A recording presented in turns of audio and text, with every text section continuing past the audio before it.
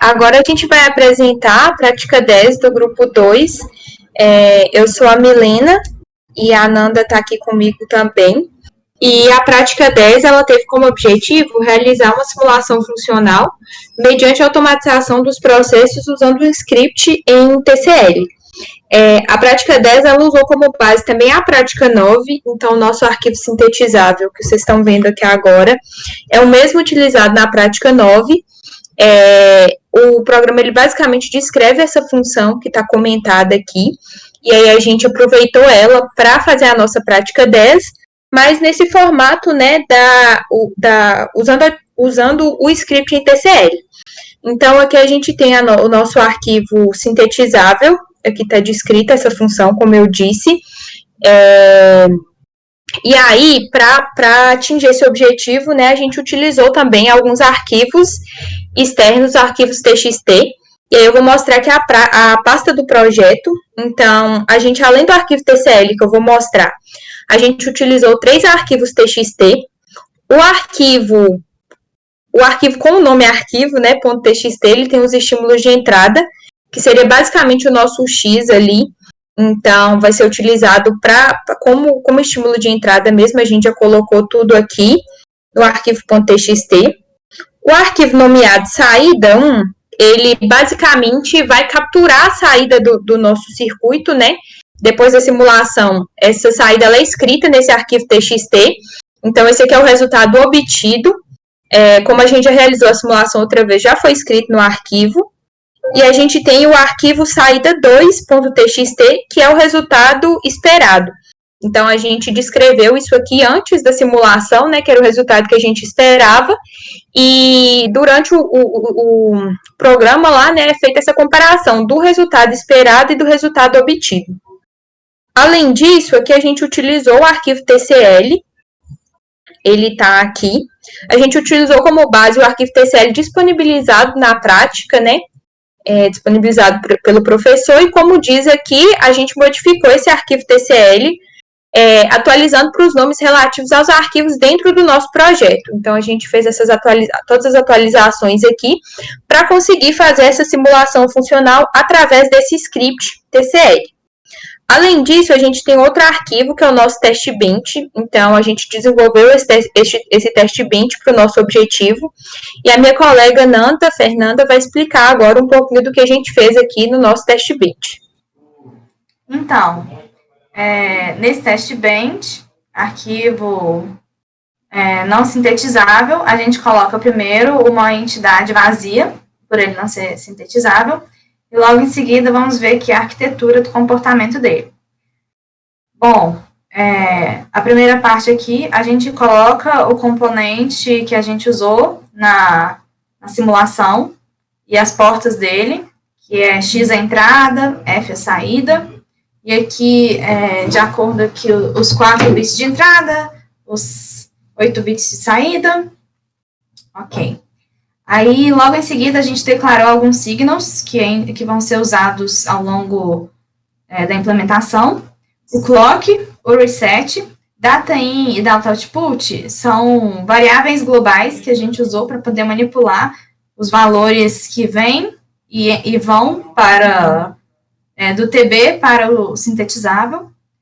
E aqui embaixo, signal aos comp2 é também uma variável global que a gente usa para poder colocar, fazer a mesma coisa do data in e data output, só que para o arquivo de comparação, que é da saída esperada.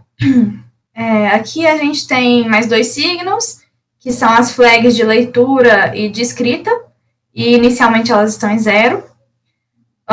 Aqui a gente faz a abertura e define o modo de cada arquivo, né, dos arquivos TXT. Por exemplo, aqui, o arquivo .txt, que é o de entrada, ele é aberto e é colocado no modo de leitura.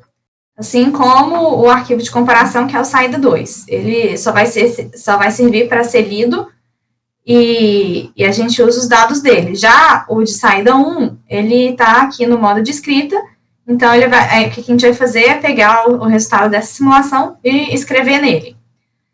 Aqui a gente coloca algumas constantes, e aí são constantes que a gente vai usar na implementação. Aqui vai ser no gerador de clock, do reset, e ao longo do TB, nós temos period, dead cycle, offset, max value e min value, que também serão usados, mais para frente a gente explica. Aí aqui começa begin. Aqui a gente faz o instanciamento da entidade do arquivo sintetizável, mapeamento das portas do sintetizável com os signos que a gente viu ali em cima. Então, a entrada do arquivo sintetizável X vai no data in e a saída F vai no data output. Aí, logo aqui embaixo, nós temos processo para gerar o sinal de clock. O que acontece aqui? Começa o process, aqui dentro nós temos uma coisa, uma sequencial, bom, enfim, eu esqueci o nome, foi mal, mas ocorre sequencialmente esses comandos aqui, o que não ocorre por fora, que é Mila, esqueci a palavra. Concorrente. Concorrente, isso. E, bom, aí aqui ele espera, a primeira lá, ele espera o offset, o clock loop. Bom, aqui ele tá gerando o clock, né? Fazendo o processo e gerando um clock automaticamente. É a automação disso. Então, ele usa lá aquelas constantes que foram declaradas lá em cima. Logo aqui embaixo, a gente consegue ver também que nós temos um gerador do reset, automático também. Ele começa em 1 e depois na descida do clock, depois deixa eu ver, lá, ele itera de 1 até 4, e aí, na próxima iteração, na descida do clock, na subida do clock, ele vai para 0. Beleza. Seguindo, aí aqui, processo para ler os dados do arquivo TXT. Então, aqui a gente vai ler os dados do arquivo de entrada. Aí começa o processo aqui, a gente cria essas variáveis, que são variáveis locais, que a gente só vai usar aqui dentro mesmo. Aí aqui é importante falar que ele está na descida do clock, né? Então, lá na hora que sair o resultado, a gente vai fazer essa observação. Então, ele coloca primeiro a flag de leitura em 1. Lá em cima a gente viu que ela tinha começado em 0. Aí ele faz a leitura da primeira linha, coloca nessa variável local, linear. Aí ele pega o linear e coloca no input, que vai para o data in, logo em seguida, e vai ser jogado lá no sintetizável. Termina. Associando ao nosso X, né? Lá do sintetizável. Exato. Esse arquivo é aquele primeiro arquivo que eu mostrei, né? Com os estímulos de entrada. Exato. Agora vamos. Isso. Processo para gerar o estímulo de entrada. Aí aqui. Bom, esses processos, eles tem muito a ver com o tempo de simulação, né, que a gente vai estar, e mais para frente, a gente, lá na hora que sair o resultado, a gente consegue observar que, por exemplo, o nosso offset, ele é 5, o nosso period, ele é 20 nanosegundos, 5 nanosegundos mais 3 vezes 20 nanosegundos, e aí a gente vê tudo isso acontecendo lá na hora da saída.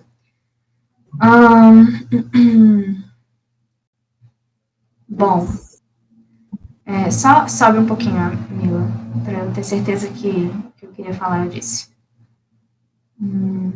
Tá, beleza. Aqui, a nossa flag de leitura, ela tá em 1.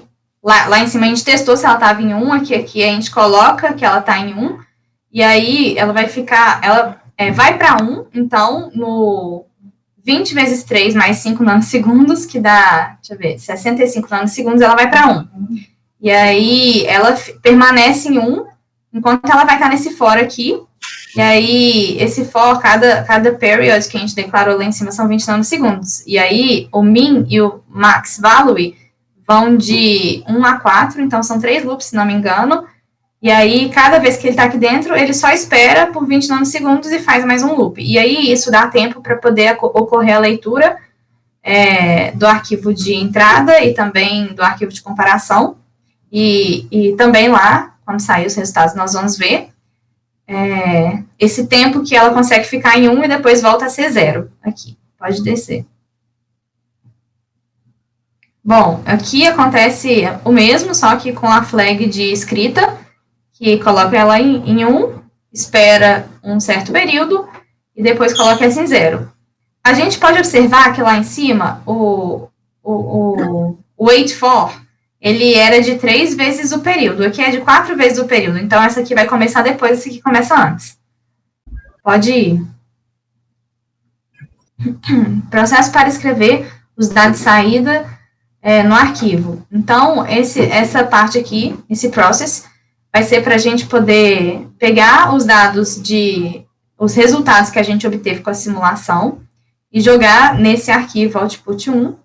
O que a gente faz de novo? Vai ter essas variáveis locais que vão servir de auxiliares aqui dentro.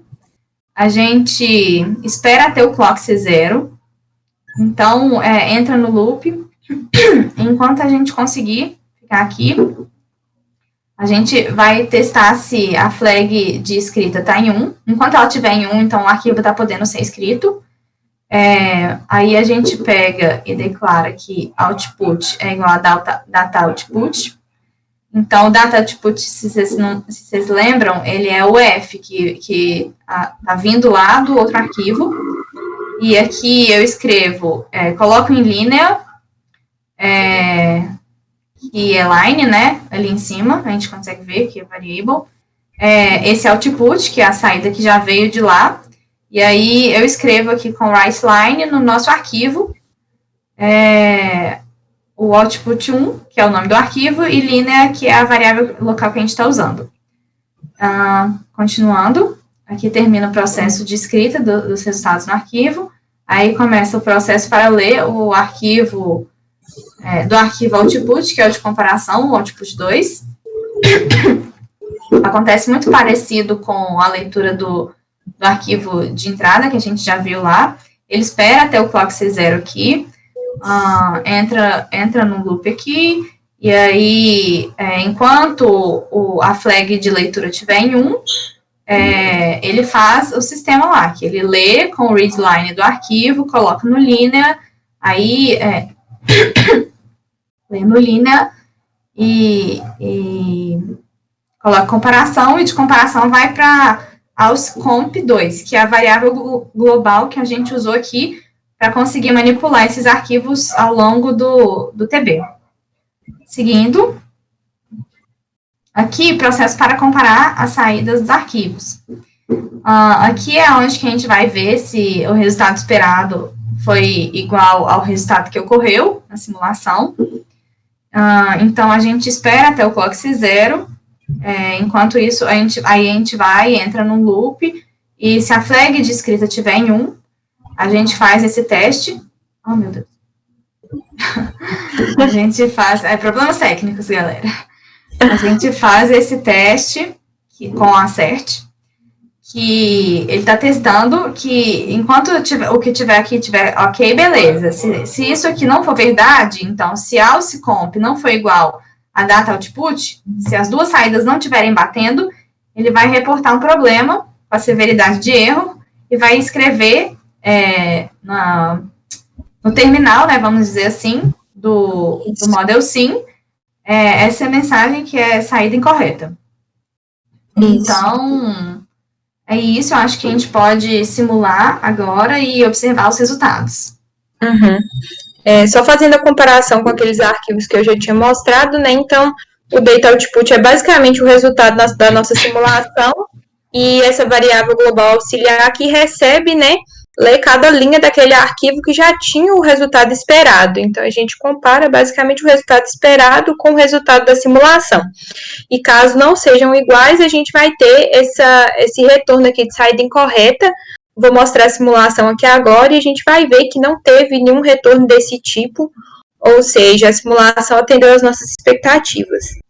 Só um detalhe aqui, que eu não deixei de falar, a gente consegue ver também, ocorreu erros no passado durante a elaboração do projeto, e aí a gente viu que na hora que aparecia esse erro, pela severidade ser erro, ele não fecha a simulação, ele só aparece mesmo a mensagem na tela e continua. Isso. Vamos começar a simulação aqui, então. Igual exemplificado.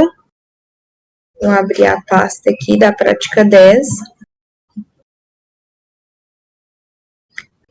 E aí, através do comando do tb prática 10.tcl, que é o nosso script, a gente vai fazer a simulação. Aqui a gente está mandando o computador executar aquelas linhas de comando, e aí a gente vê aqui cada passo que ele está dando até ocorrer toda a simulação. Isso. Aqui no terminal, né, do Model 5, que é chamado de transcript, a gente já consegue ver que não apareceu nenhum erro, né? Caso ele ocorresse, a gente teria essa mensagem descrita aqui no acerte, saída incorreta, aqui nesse terminal do Model 5. Aqui tem o nosso resultado.